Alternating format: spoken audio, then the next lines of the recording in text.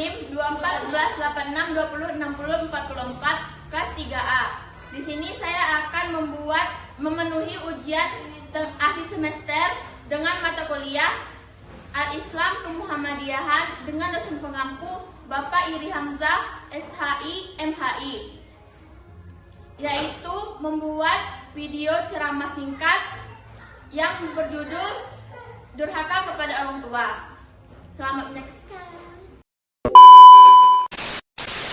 Assalamualaikum warahmatullahi wabarakatuh. Waalaikumsalam warahmatullahi wabarakatuh.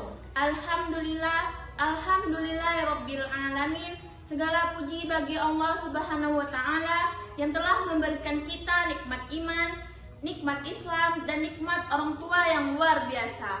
Salawat beserta salam semoga selalu tercurahkan kepada Nabi besar kita Muhammad Sallallahu Alaihi Wasallam, teladan terbaik bagi seluruh umat manusia. Hadirin dan teman-teman yang saya cintai, pada kesempatan ini saya ingin menyampaikan ceramah tentang durhaka kepada orang tua. Sebuah perbuatan yang sering dianggap sepele, tetapi dampaknya sangat besar di sisi Allah Subhanahu wa taala. Anak-anak dan remaja sekarang hidup di era modern. Kita dekat dengan handphone, media sosial, dan dunia digital. Sayangnya, kadang kita lebih cepat menjawab chat dari teman daripada panggilan dari orang tua. Lebih sibuk bermain game daripada membantu ibu di rumah. Tanpa sadar, hal sekecil ini bisa menjadi sikap awal dari durhaka. Durhaka kepada orang tua tidak selalu berupa perbuatan besar seperti memukul ataupun membentak.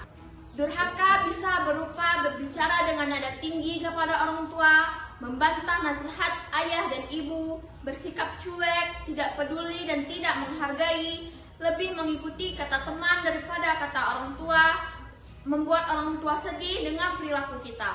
Allah Subhanahu wa taala sangat menegaskan larangan durhaka kepada orang tua.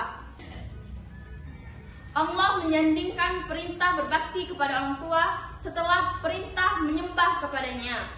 Ia menunjukkan betapa mulianya kedudukan orang tua di hadapan Allah.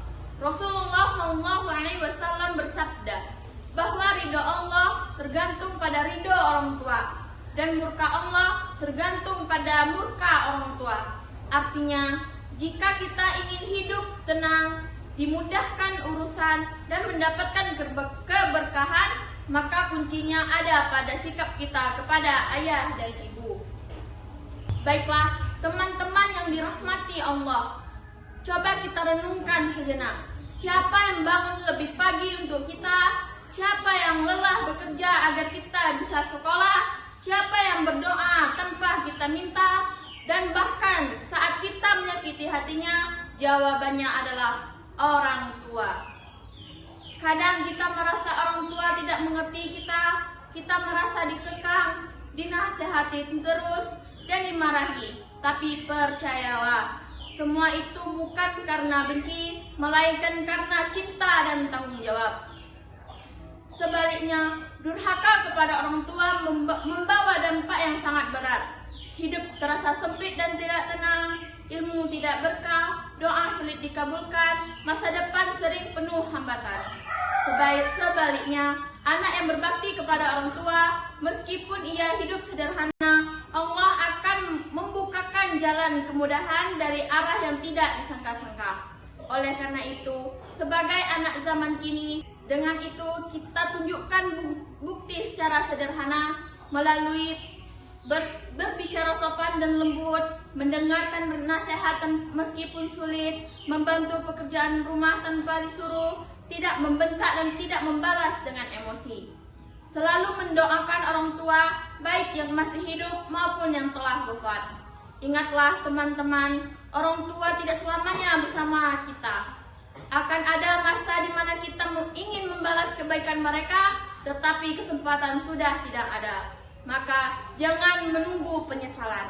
Semoga kita dijauhkan dari sifat durhaka dan dijadikan anak-anak yang berbakti, membanggakan orang tua dan diridhoi Allah Subhanahu wa taala.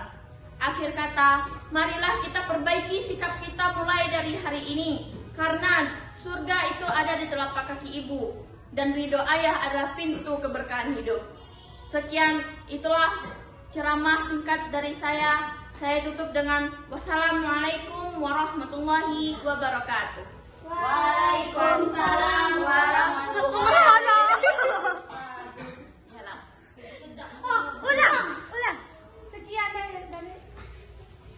Ulang.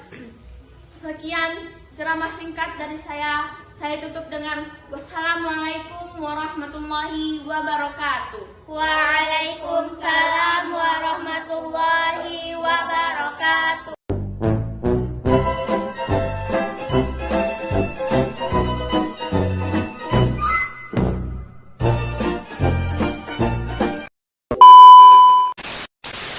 Itulah ceramah singkat dari saya. Saya tutup dengan wassalamualaikum warahmatullahi wabarakatuh.